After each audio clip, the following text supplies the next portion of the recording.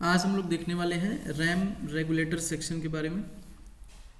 RAM section जो है कैसे वर्क करता है, और उससे पहले हम थोड़ा सा बता दें कि रैम की वोल्टेजेस जो होती है वो कौन कौन सी होती है।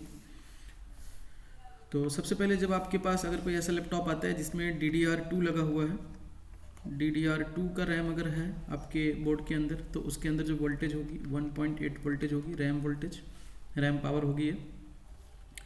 और अगर आपका DDR3 लगा हुआ है तो उसमें 1.5 वोल्टेज होगी, रैम पावर।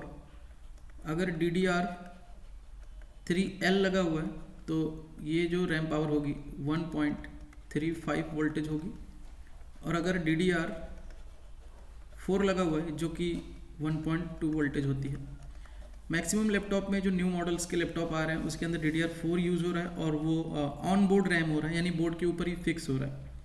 और उसके अंदर सॉकेट भी होते हैं, रैम के एक्स्ट्रा सॉकेट होते हैं जिसमें आप रैम एक्सटेंड कर सकते हो।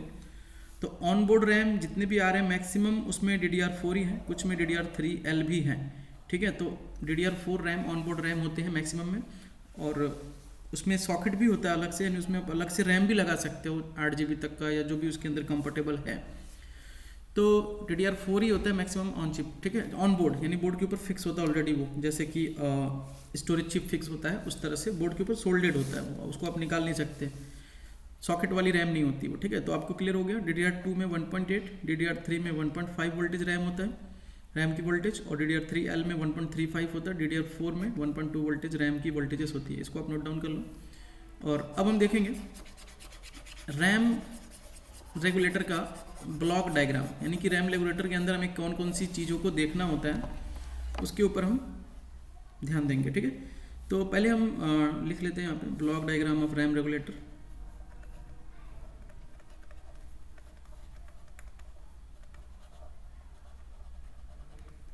ठीक है, random access memory RAM regulator,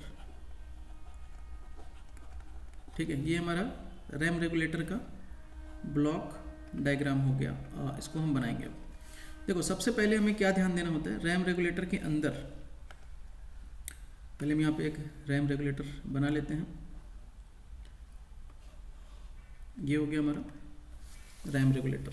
अब उसकी जो भी नंबर होंगे वहाँ पे IC के नंबर आपको दिखेंगे वहाँ पे, रैम IC बोल देता हूँ मैं इसको, ठीक है।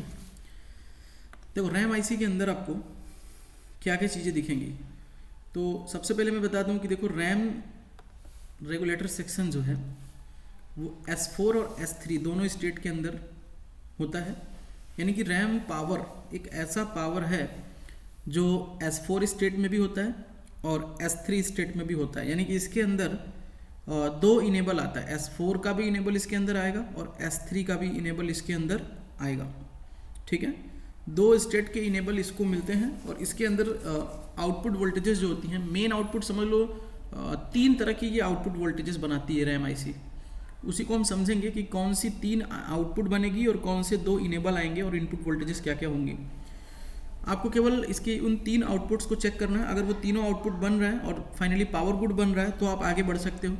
रैम वोल्टेज बनने का मतलब क्या होता है कि अगर रैम की तीनों इनपुट्स आउटपुट बन रहा है, रैम IC का पावर गुड भी बन रहा है, मतलब आपके लैपटॉप के अंदर मेन चिप जो है PCH जिसको बोलेंगे, या SOC है तो SOC बोलेंगे, वो जवाब दे रहा है, यानी वो सही है, वो काम कर रहा है, वो एक्टिवेट हो रहा है।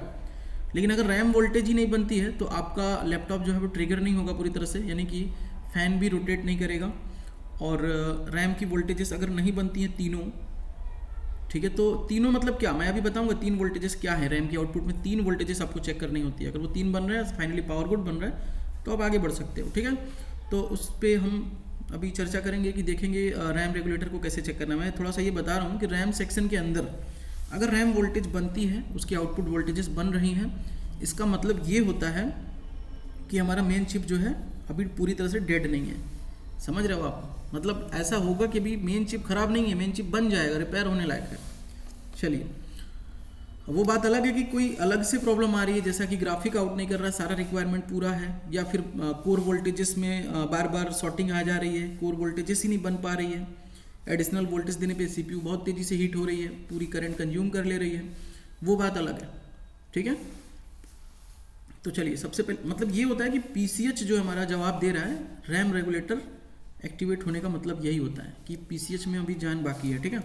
तो चलिए इसके अंदर हमें सबसे पहले ये समझना होगा, इसके अंदर हमें इनपुट वोल्टेज चेक करना होगा। ये ब्लॉक डायग्राम है, तो यहाँ पे थोड़ा सा मैं इसको पतला कर लेता हूँ। ये इसकी वी इन लाइन होगी, वी इन। आपको पता है वी इन में यहाँ पे पावर एसआरसी आती है, ठीक है, पावर एसआरसी। पावर एसआरसी मतलब समझते हो आप ना, 19 वोल्टेज डीसी इनका वोल्टेज होगा, ठीक है। एक तो ये इनपुट हो गया, दो इनपुट होगी, तो एक इनपुट ये हो गया वी इन, और एक इनपुट और होगा जिसको बोला जाएगा वीटीटी इनपुट। मतलब इसके अंदर जो इनपुट है वो बहुत सारे हैं, लेकिन मेन दो इनपुट हमें ये देखना है, ठीक है। इसका एक होगा वीटीटी इनपुट, और वीटीटी इनपुट क्या होता है वो भी हम अभी आगे एक्सप्लेन करेंगे।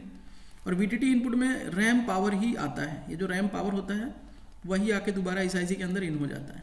यानी कि दो इनपुट्स इसके होंगे तो दो इनेबल भी होंगे और दो आउटपुट भी होंगे, लेकिन एक रेफरेंस वोल्टेज होता है जो जिससे इसकी टोटल 3 आउटपुट्स हो जाती हैं। तो यहाँ पे हम ब्लॉक डायग्राम है, पूरा सर्किट नहीं बनाएंगे, ब्लॉक डायग्राम के बाद हम सर्किट डायग्राम भी देखेंगे। दो मॉसफेट इस तरह से कनेक्ट करके क्वाइल से होते हुए ये रैम पावर बनता है, ठीक है। यहाँ पे क्या बनता है रैम पावर। अभी हम मॉसफेट के सर्किट को आगे ड्रॉ करेंगे सर्किट डायग्राम के अंदर। तो ये जो रैम पावर है ये डिपेंड करता है कि DDR2 है, DDR3 है, DDR3L है, DDR4 है, जो भी है उतना बनेगा और वो VDT इन हो जाएगा यहाँ पे, यानी कि VDT इनपुट वोल्टेज बनेगा यहाँ पे इसका। तो रैम की वोल्टेज बन के रैम को तो जाएगी ही जाएगी, इस आईसी में भी आ जाएगी, ठीक है। और इस आईसी के अंदर इन होने के बाद यहाँ से एक वोल्टेज और बनती है, तो उसको हम समझेंगे। तो देखो पहले एक वी इन होगा और इसके अंदर दो इनेबल होगा। अब दोनों इनेबल का कॉन्सेप्ट भी समझ लो आप क्या होता है। एक इनेबल ये बना देता हूँ मैं, और एक यहाँ पे दो इनेबल की ये लाइन हम बना देते हैं यहाँ पे। यहाँ पे आपको देखो देखने को मिल जाएगा, यहाँ पे EN1 लिखा होगा, EN2 लिखा होगा, या फिर S3EN लिखा होगा, S3 ऑन लिखा होगा, S3 ऑन, या फिर यहाँ पे लिखा होगा S4 ऑन। चलिए वो सारी चीज़ें हम यहाँ पे भी लिख देते हैं। देखो सबसे पहले SLP अंडरस्कोर S4 हैज़ जो है ये आएगा कहाँ से, PCH से, या फिर कहाँ से आएगा SOC से। कितनी वोल्टेज होती है इसमें 3.3 वोल्टेज। PCH से डायरेक्ट या तो यहाँ पे आएगा इनेबल और तुरंत ये रेगुलेटर ऑन हो जाएगा और रैम की पावर बन जाएगी। फर्स्ट ये होता है, उसके लिए फर्स्ट इनपुट यहाँ पे हमें चाहिए वी इन, और इसके साथ इसमें कुछ 5 वोल्ट की पावर 3-5 जो बना है ना क्वाइल पे, उसकी 5 वोल्ट की पावर भी इसके अंदर इन होती है। उसके बारे में हम अभी थोड़ी देर बाद बात करेंगे। अभी हम ब्लॉक डायग्राम बता रहे हैं, तो मेन सोर्स पावर हम देखते हैं, मेन इनपुट पावर। तो मेन इनपुट पावर हो रही है और 5 वोल्ट की चलिए बना देते हैं, 5 वोल्ट्स भी इसके अंदर इन हो रही है, 5 वोल्ट इन हो रही है, ठीक है। ये इनपुट हो गई। तो फर्स्ट ये जो इनेबल 1 है जिसमें हमारा SLP_S4 हैज़ का सिग्नल कहाँ से आ रहा है, PCH से डायरेक्ट, या तो यहाँ पे आ जाएगा, या तो ये सिग्नल पहले PCH को जाएगा, फिर PCH से IO को जाएगा। ये सिग्नल पहले कहाँ जाएगा, PCH से आउट होकर IO को जाएगा, फिर IO जवाब देगा, तो IO से यहाँ पे आएगा। ये दो तरीका हो सकता है, ध्यान देना आप। ऐसा भी हो सकता है ये कि SLP_S4 हैज़ PCH से या SOC से निकला सीधा रैम रेगुलेटर को आया और IO को भी गया, दोनों जगह गया, IO में भी गया और रैम रेगुलेटर को भी आया। या फिर ऐसा हो सकता है कि ये पहले IO को गया, ये पहले IO को गया, फिर IO से आया रैम रेगुलेटर के पास, तो उसका नाम चेंज हो जाएगा ना। SLP_S4 हैज़ नाम से IO को मिला और IO जब इसको सेंड करेगा तो इसका नाम क्या हो जाएगा, S4 ऑन हो सकता है। IO इसका नाम S4 ऑन रखेगा, या फिर सस ऑन रखेगा, या फिर सिस्टम ऑन नाम से भी आ सकता है, या फिर सस्पी। और सस्पी हैज़ क्या होता है उसके बारे में अभी हम लास्ट में बात करेंगे। तो सस ऑन, S4 ऑन, सस ऑन, सिस्टम ऑन, सस्पी हैज़ या सस्पी, इस नाम से यहाँ पे ये इसको IO सेंड करेगा। तो आपको या तो SLP_S4 हैज़ दिखेगा, अगर ये सिग्नल दिख रहा है मतलब सीधा PCH से आ रहा है, अगर ये नाम में से कोई नाम दिख रहा है मतलब ये IO से होके आ रहा है, ठीक है। चांस यही है पूरी तरह से। तो आपको ये क्लियर हुआ कि हमें जो ये सिग्नल मिलेंगे, जब ये इनेबल मिलेगा तो सीधा रैम रेगुलेटर एक्टिवेट हो जाएगा और यहाँ पे फ्रीक्वेंसी जो है वो बननी शुरू हो जाएगी। चलिए वो हम अभी आगे बात करेंगे कैसे बनता है। और यहाँ पे जो कैपेसिटर लगा होगा उस पर हमें प्योर DC वोल्टेज प्राप्त हो जाएगी। रैम की जो पावर होगी, और वही रैम पावर यहाँ पे दोबारा से इन होगी, ठीक है। यही रैम पावर दोबारा से यहाँ पे क्या होगी, इन होगी। इतना आपको ध्यान देना है। रैम की पावर बनेगी, दोबारा उसी आईसी में जाएगी, फिर उसके बाद एक अदर इनेबल की रिक्वायरमेंट होगी, EN2 वाली लाइन, यानी S3 स्टेट। तो ये हो गया हमारा S4 स्टेट और ये हो गया हमारा S3 स्टेट का इनेबल। तो यहाँ पे जब PCH से आएगा सिग्नल तो क्या होगा, SLP_S3 हैज़ आएगा, S4 हैज़ के बाद S3 हैज़ आएगा, SLP_S3 हैज़ आएगा PCH से या SOC से, PCH से आएगा या फिर SOC से आएगा। कहाँ डायरेक्ट आएगा, रैम रेगुलेटर आईसी को, या फिर पहले ये जाएगा IO को और फिर IO से आएगा तो इसका नाम चेंज होके आएगा, या फिर ऐसा भी हो सकता है कि ये IO को भी गया PCH से और यहाँ भी आ गया, दोनों जगह कनेक्टेड है। तो चलो हम ये कर लेते हैं कि चलो पूरा सिग्नल लिख देते हैं जैसे ऊपर का लिखा। तो SLP_S3 हैज़ नाम से डायरेक्ट यहाँ पे कनेक्टेड होगा, तो समझो ये सीधा PCH से आ रहा है या SOC से आ रहा है। लेकिन अगर इसका नाम लिखा है रन ऑन लिखा है, मेन ऑन लिखा है, मेन ऑन या फिर S3 ऑन लिखा है, तो मतलब क्या है कि ये IO से ही आ रहा होगा, ठीक है। तो IO इसको ये इनेबल देगा। उसके बाद जब ये इनेबल आएगा तो इसकी एक वोल्टेज बनेगी जो कि इसकी VTT पावर होती है। इसकी क्या होती है, VTT पावर। तो VTT पावर से भी पहले, ठीक है, जब ये रैम वोल्टेज इसके अंदर इन होती है तो यहाँ से एक रेफरेंस वोल्टेज बनती है। क्या बनती है ये, रेफरेंस वोल्टेज। रेफरेंस वोल्टेज जो होती है, रेफ बस लिख देते हैं इसको, ठीक है। रेफरेंस वोल्टेज जो होती है ये रैम वोल्टेज की आधी होती है, यानी 1/2 ऑफ रैम वोल्टेज, ठीक है, 1/2 of RAM voltage, RAM power. यानी कि जो भी रैम का वोल्टेज बनेगा उसका आधा बनेगा रेफरेंस वोल्टेज। जैसे ही रैम वोल्टेज बन के इस रेगुलेटर में जाएगी तो तुरंत इस रेगुलेटर से रेफरेंस आउट होगा और उसके बाद ये इनेबल आएगा। अभी हम सीक्वेंस भी कर देंगे। इनेबल आएगा, इनेबल के बाद यहाँ से VTT वोल्टेज आउट होगी, VTT वोल्टेज। ये जो VTT होगा, VTT आउट, ये VTT जो होगा ये भी कितना होगा, half of the RAM power होगा, 1/2 of RAM power, 1/2 of RAM power. और दोबारा ये इसके अंदर सेंस भी हो जाता है, ठीक है। इसके अंदर फीडबैक के फॉर्म में इसके अंदर आईसी के अंदर चली भी जाती है। और फाइनली उसके बाद जो है इसका पावर गुड जनरेट होता है, पावर गुड जनरेट। और पावर गुड का भी नाम होता है, ऐसा होता है S3 पावर ओके लिखा होगा, S3 पावर ओके, या फिर S3 पावर ओके लिखा होगा, या फिर रन पावर ओके लिखा होगा, रन पावर ओके, या फिर कुछ जगहों पे आपको इसका जो है हार्डवेयर पावर गुड लिखा होगा, हार्डवेयर PG पावर गुड, ठीक है। तो ये इसका पावर गुड होता है। इसके बारे में हम आगे बात करेंगे, इसका पावर गुड आगे जाके काम क्या करता है। फिलहाल रैम रेगुलेटर के अंदर आपको ये चीज़ें चेक करनी है। अगर हम पॉइंट करें तो क्या क्या पॉइंट आ रहे हैं इसके अंदर, आप नोट कर लो यहाँ पे एक बार, और इसके बाद हम इसकी सर्किट डायग्राम को भी ड्रॉ कर देते हैं। फर्स्ट हमें 19 वोल्ट चेक करना है और 5 वोल्ट की इनपुट चेक करनी है, क्योंकि ये दो चीज़ तो ऑलरेडी बोर्ड के अंदर बन रहा है, ठीक है। ये दो सप्लाई के बाद हमें इसका S4 ऑन चेक करना है। सिग्नल आ रहा है नहीं, इनेबल आते ही इसका रेगुलेटर ऑन हो रहा है, कॉइल पे वोल्टेज बन रहा है, रैम की पावर बन रही है नहीं बन रही है, ये होता है। रैम पावर बनने के बाद जरूर से इसकी इनपुट होगी, ये रैम की वोल्टेज इसी में इन होगी, 2 बार इन होगा, एक बार और टोन नाम पे इन होता है, तो इन हो जाएगी। इन होने के बाद इसका रेफरेंस चेक करना है, 5 नंबर पर रेफरेंस बना लिया नहीं, अगर रेफरेंस बना लिया तो फिर इसका छठा सिग्नल हमें ये चेक करना है कि इसका दूसरा इनेबल आ रहा है नहीं आ रहा, और 7 नंबर पे चेक करना है VTT बन रहा है नहीं बन रहा है। VTT बनने के बाद फिर हम इसका पावर गुड चेक कर सकते हैं 8 नंबर पे। अगर ये 8 चीज़ों को आपने बारीकी से चेक कर लिया रैम रेगुलेटर के ऊपर, अगर ये 8 चीज़ें सही है, मतलब रैम सेक्शन में आपकी कोई भी प्रॉब्लम नहीं है, ठीक है।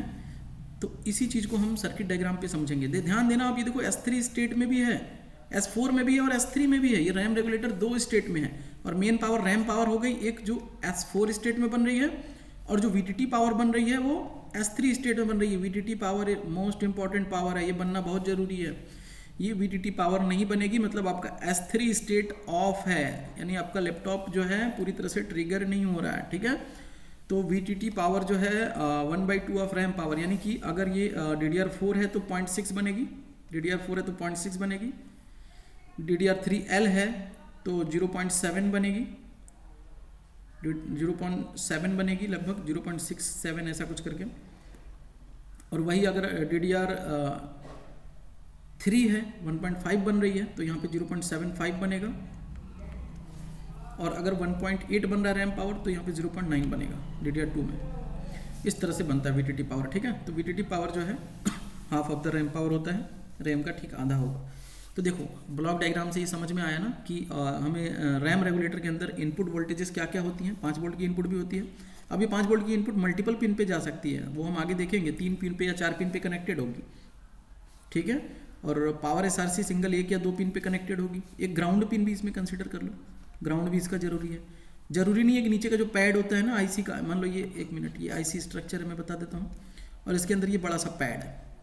अब ये पैड जो है पिन नंबर 1 हो सकता है, या इसकी इनपुट ये हो सकता है, इस पर 19 वोल्ट आएगा, और यहाँ पे एक सिंगल पिन बना हुआ है ग्राउंड का, और ये ओपन है, ऐसा हो सकता है, ठीक है ना। साइड साइड ऐसे पिनें बनी हुई हैं ना, और बीच में बड़ा सा पैड होता है, तो पैड ग्राउंड हो जरूरी नहीं है। कुछ लैपटॉप के अंदर ऐसा भी हो सकता है कि पैड पे ही इनपुट है 19 वोल्ट का, और एक ग्राउंड की सिंगल पिन बनी हुई है, तो इसलिए ग्राउंड पिन भी आपको चेक करना जरूरी है। हो सकता है वो पिन कनेक्ट नहीं है बोर्ड में ग्राउंड वाली, तो भी आपका रैम पावर नहीं बनेगा, रैम रेगुलेटर एक्टिवेट नहीं होगा, ठीक है। तो हमें इतना क्लियर हुआ कि हमें इस 8 चीज़ों को चेक करना है रैम रेगुलेटर के अंदर। तो चलिए इन 8 के सिग्नल्स को हम जो है सर्किट डायग्राम के ऊपर एक बार ड्रॉ कर देते हैं। तो इसे हम इरेज कर लेते हैं, या फिर सेकंड पेज ओपन कर लेते हैं। इसका आप स्क्रीनशॉट ले सकते हो।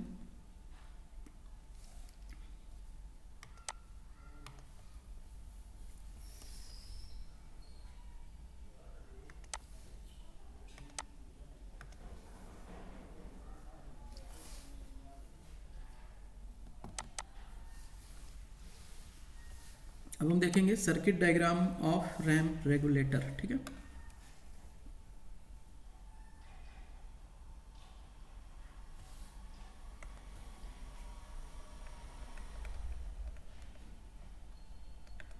सर्किट डायग्राम ऑफ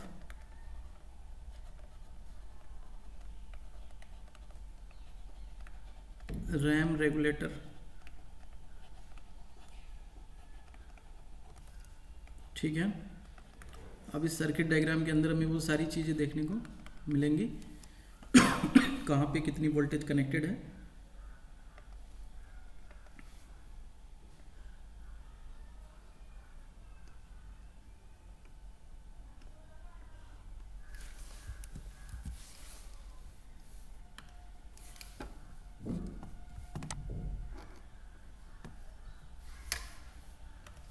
चलिए सबसे पहले हम इसके अंदर बना लेते हैं सारी चीज़ों को।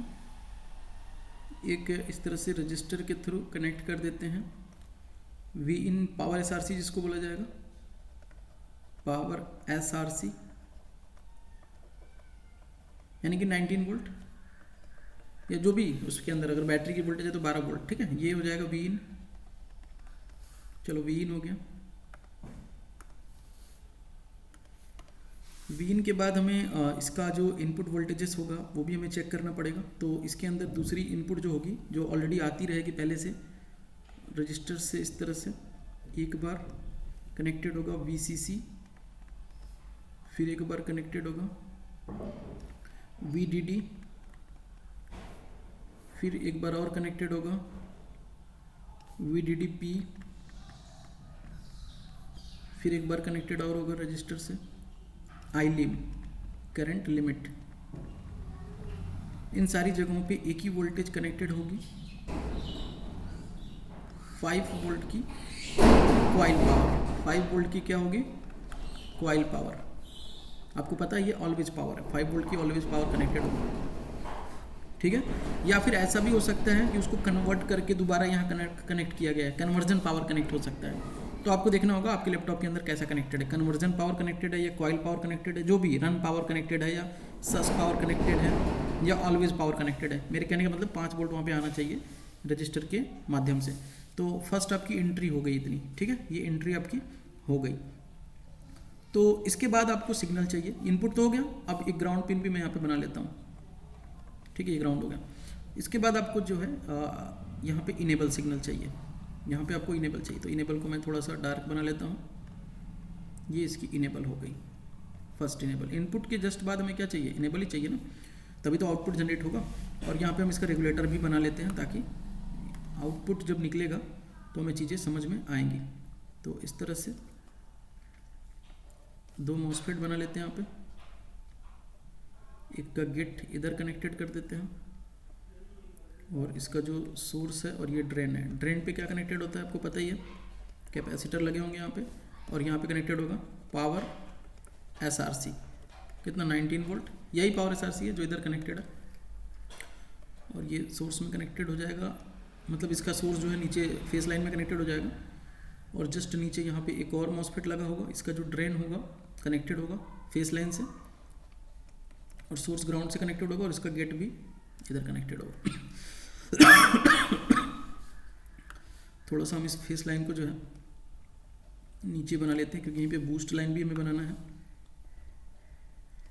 तो फेस लाइन को थोड़ा सा नीचे कर लेते हैं।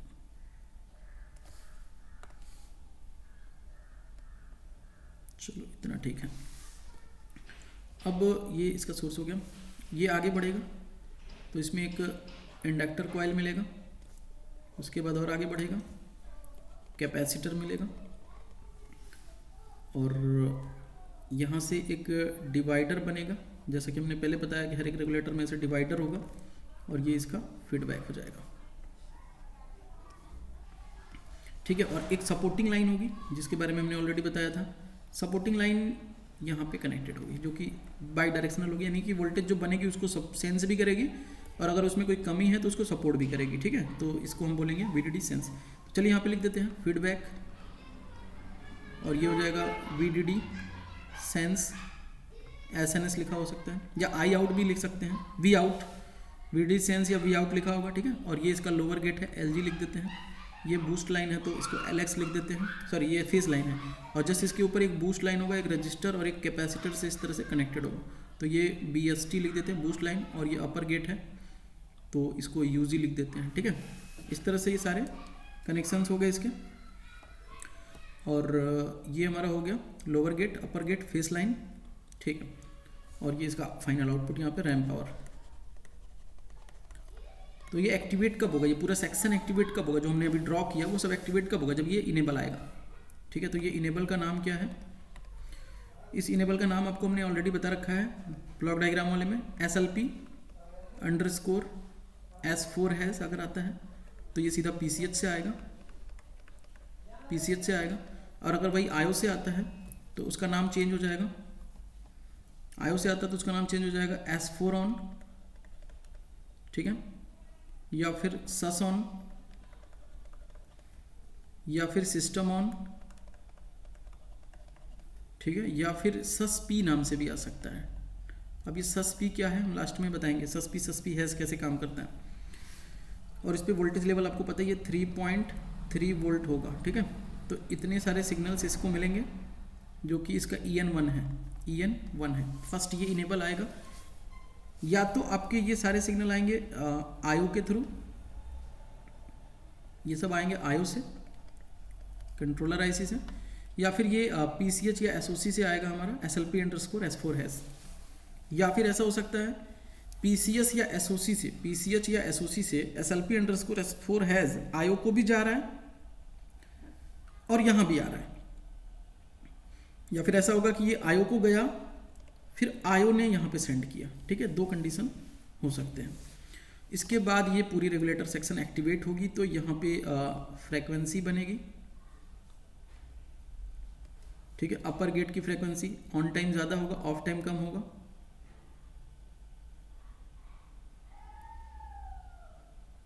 लोअर गेट की फ्रीक्वेंसी ऑफ टाइम ज़्यादा होगा, ऑन टाइम कम होगा।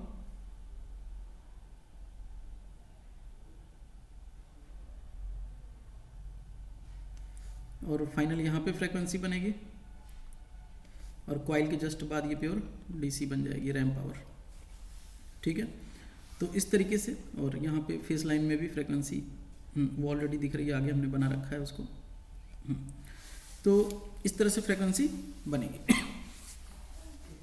ये स्विचिंग हो रही है डीएसओ से आप चेक करोगे तो इस तरह से फ्रिक्वेंसीज अगर मिल रही हैं इन क्वाइलों पे, क्वाइल की एक साइड फ्रिक्वेंसी मिल रही है और अपर गेट लोअर गेट के ऊपर आपको डीएसओ से फ्रिक्वेंसी मिल रही है, बूस्ट लाइन पे फ्रिक्वेंसी मिल रही है, मतलब ये रैम रेगुलेटर का इनेबल 1 आ चुका है। इनेबल 1 आ रहा होगा, मल्टीमीटर से आप चेक कर सकते हैं, यहाँ पे 3.3 वोल्टेज होगी, तभी ये स्विचिंग करेगा और यहाँ पे रैम पावर बनाएगा। ठीक है, अब यही रैम पावर क्या होगा, दोबारा से इसके अंदर इन होगा VTT इन नाम से। ठीक है, यहाँ पे रैम पावर दोबारा से इसके अंदर इन होगा VTT इन नाम से, तो यहाँ पे VTT इन होगा, VTT इन, और टोन नाम के एक पिन होगा, टोन नाम से एक पिन होगा, टोन सेल बोल सकते हैं उसको, वहाँ पे इन दोनों पे रजिस्टर के मदद से इस तरह से ये रैम पावर कनेक्टेड होगी। RAM power, direct RAM power जो बनी है वो यहाँ भी कनेक्टेड होगी, वो रैम पे तो जाएगी यहाँ भी कनेक्टेड होगी। ठीक है, तो जैसे ही ये आएगी यहाँ पे तुरंत यहाँ से क्या बनेगा, एक रेफरेंस वोल्टेज जनरेट होगी। ठीक है, एक रेफरेंस वोल्टेज जनरेट होगी, रेफरेंस वोल्टेज जनरेट होगी जो कि क्या होगी, half of the RAM power, 1/2 of RAM power. अब ये रैम पावर मैं लिख क्यों नहीं रहा हूँ कि कितना होगी, रैम पावर डिपेंड करता है ना कि कौन सा रैम लगा है, DDR3, DDR4, DDR3, LDDR2, कौन सा रैम है, इसलिए मैं इस तरह लिख रहा हूँ। ठीक है, जो भी होगा उसका आधा बनेगा, यहाँ पे जो भी बनेगा रैम पावर उसका आधा बनेगा यहाँ पे। ठीक है, रेफरेंस वोल्टेज ये इनपुट होने के जस्ट बाद, जैसे ये इनपुट होगा तुरंत ये बना लेगा रेफरेंस वोल्टेज। अब रेफरेंस वोल्टेज बनते ही आपका इनेबल चाहिए, क्योंकि देखो सेकंड इनपुट हो चुका है, अब सेकंड आउटपुट चाहिए, VTT पावर बनाना है, तो सेकंड इनेबल आएगा जो कि S3 स्टेट का इनेबल होता है। तो S4 स्टेट के इनेबल के जस्ट बाद हमें क्या चाहिए, S3 स्टेट का इनेबल।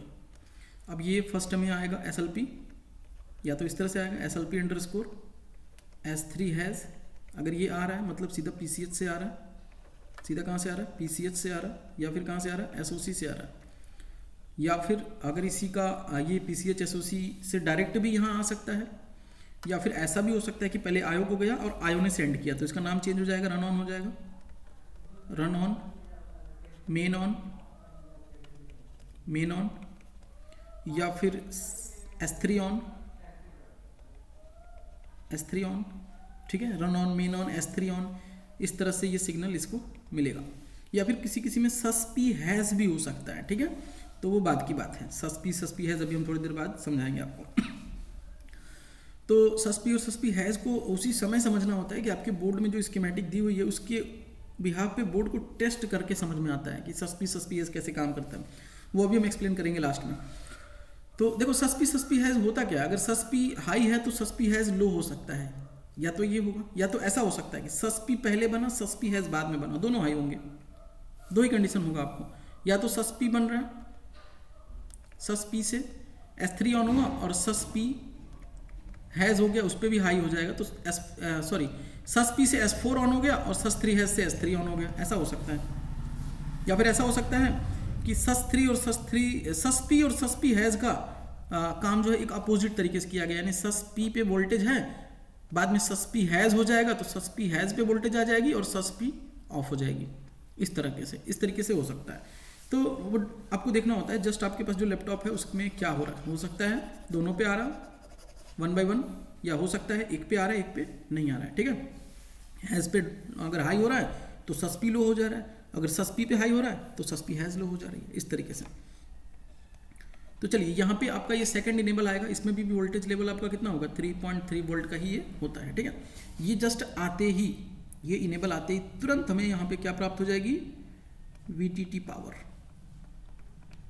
VTT पावर प्राप्त हो जाएगी, VTT आउट कर जाएगा ये, और यही VTT आउट इसके अंदर सेंस हो जाएगी, इसके अंदर VTT सेंस हो जाएगी, VTT सेंस। ठीक है, ये कितना होता है, ये भी half of the RAM power होती है, 1/2 ऑफ रैम पावर। ठीक है, ये भी half of the RAM power होती है। तो ये जरूरी है, VTT तक आपको चेक करना है, और उसके बाद सेंस हो गई, उसके बाद इसका फाइनल जो है क्या चेक करोगे आप, PG यानी कि power good. Final power good जो होगा वो क्या होगा, S3 पावर ओके नाम से निकलेगा, S3 पावर ओके हो सकता है, या फिर रन पावर ओके लिख सकता है इसका नाम, सॉरी रैम नहीं, run RUN, run power okay, run power okay नाम से निकल सकता है इसका पावर गुड। या फिर इसका पावर गुड जो ये भी 3.3 वोल्ट होगा, ठीक है, या फिर इसका power good hardware power good के नाम से होगा, ठीक है। इंपॉर्टेंट है ये पावर गुड चेक करना। तो चलिए हम एक बार नंबरिंग कर देते हैं। फर्स्ट पावर SRC हो गया, सेकंड पे आपको VCC हो गया, थर्ड पे आपको VDD हो गया, फोर्थ पे आपको VDD-P हो गया, फिफ्थ पे आपको ILIM हो गया। ये इनपुट चेक कर लिया आपने, ठीक है। ये इनपुट होने के बाद 6 नंबर पे आपको क्या चेक करना है, मैं लिख देता हूँ। 6 नंबर पे आपको ये इनेबल चेक करना है, और 7 नंबर पे आपको क्या चेक करना है, ये अपर गेट का स्विचिंग। 8 नंबर पे लोअर गेट की स्विचिंग।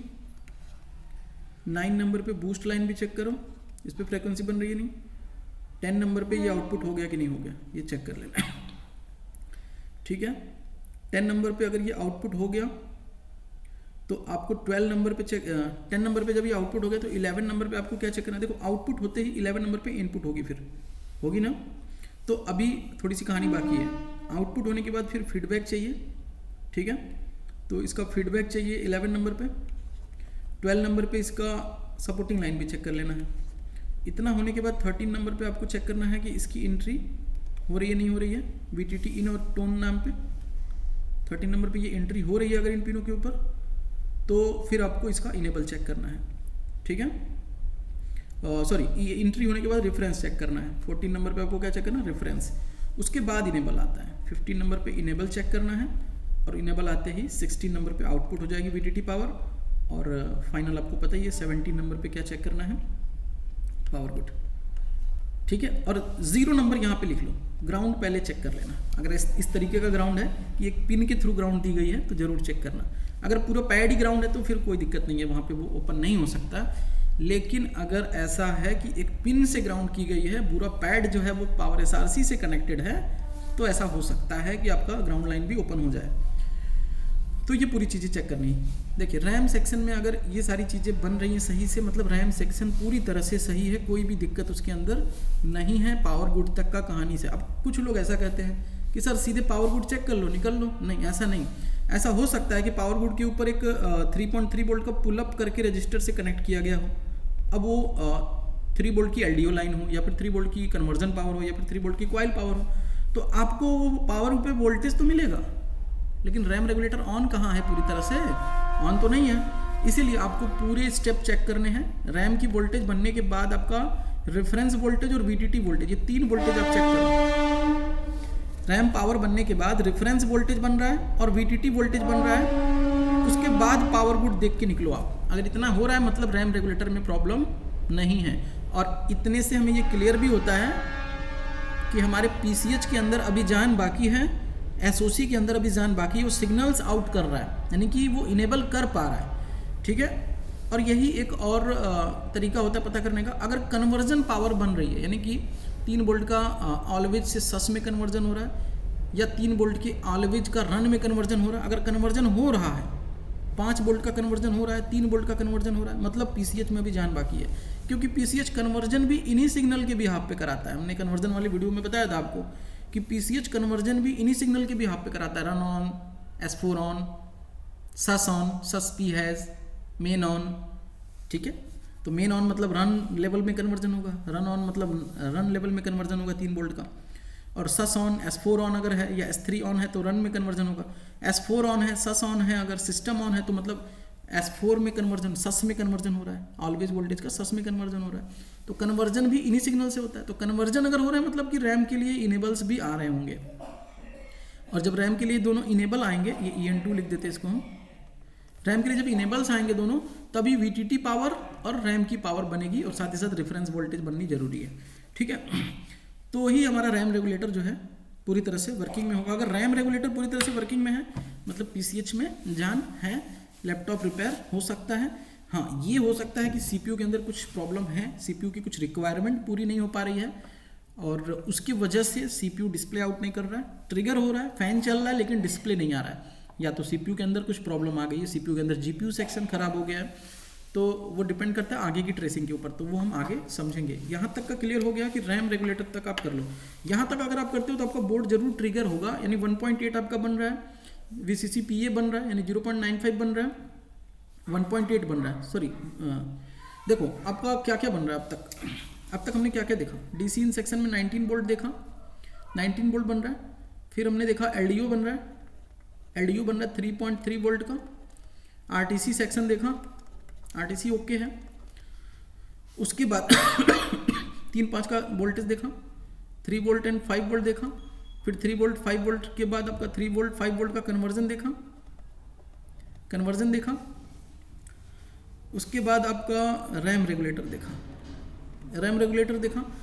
उसी रैम रेगुलेटर के बाद आपका जो है जस्ट 2 रेगुलेटर और होंगे आपके, जो VCC PA होते हैं, VCC SA और VCC PA, आपने सुना होगा VCC PA 1.05 voltage PCH power होती है ये, और VCC SA जरूरी नहीं है सब में हो, और एक 1.8 वोल्टेज की पावर, 1.8 रेगुलेटर पावर।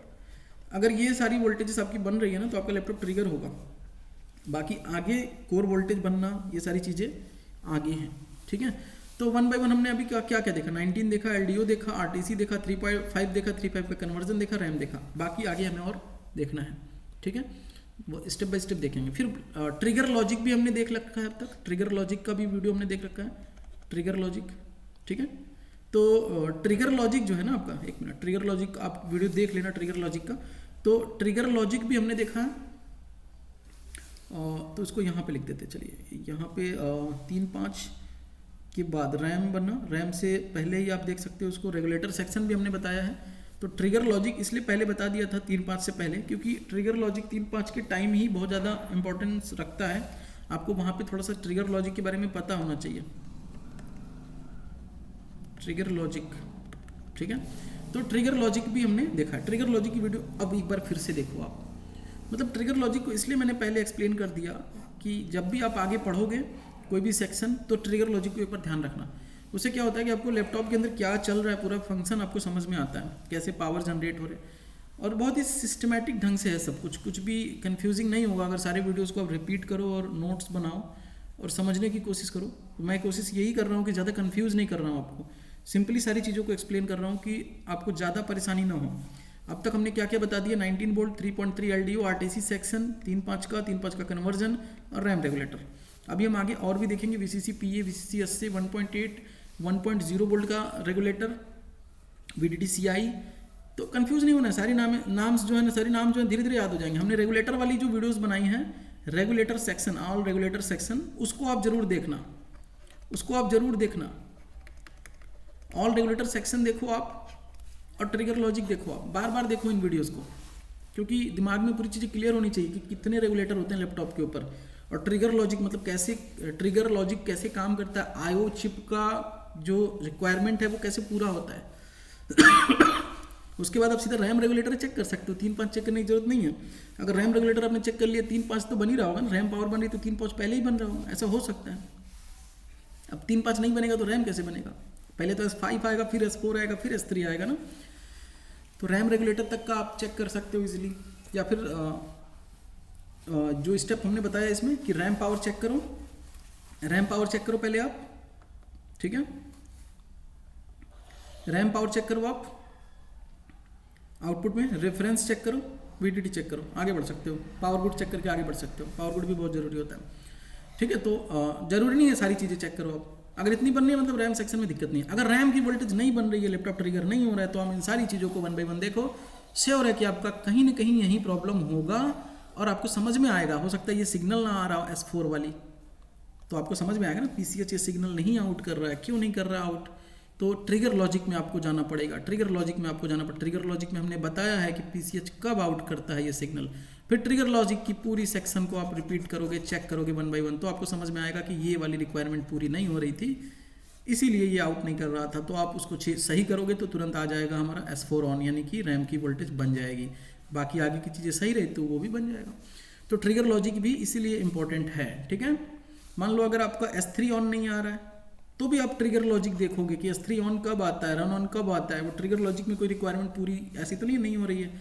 उसके बाद आप बायोस प्रोग्राम करके देखोगे या आयो चिप चेंज करोगे। वैसा हमने सारी चीज़ें बताई है ना, अगर रिक्वायरमेंट पूरी होगी तो आप बायोस को और आयो चिप को 1 बाय 1 उस पर काम करोगे। आयो चिप बदल दो पहले, उसके बाद बायोस प्रोग्राम करो, ठीक है। तो ही आपका जो है सिग्नल्स आने शुरू हो जाएंगे। या फिर ऐसा हो सकता है कि पीसीएच की कोई रिक्वायरमेंट पूरी नहीं हो रही है, तो पीसीएच की भी वोल्टेजेस के बारे में हमने ट्रिगर लॉजिक में बताया है कि कौन कौन सी वोल्टेजेस पीसीएच के अंदर जानी चाहिए, उसके बाद ही ये सारे सिग्नल्स जनरेट होंगे। तो ढूंढ के आपको ट्रिगर लॉजिक जो पढ़ाया गया ट्रिगर लॉजिक में, उसको ढूंढ के आपको बोर्ड के ऊपर चेक करना पड़ेगा, ठीक है। आई होप कि आपको ये रैम सेक्शन समझ में आ गया होगा। स्कीमेटिक पे हम इसको देखेंगे इसके बाद, रैम सेक्शन स्कीमेटिक के ऊपर कैसा दिखता है। मिलते हैं नेक्स्ट पार्ट में।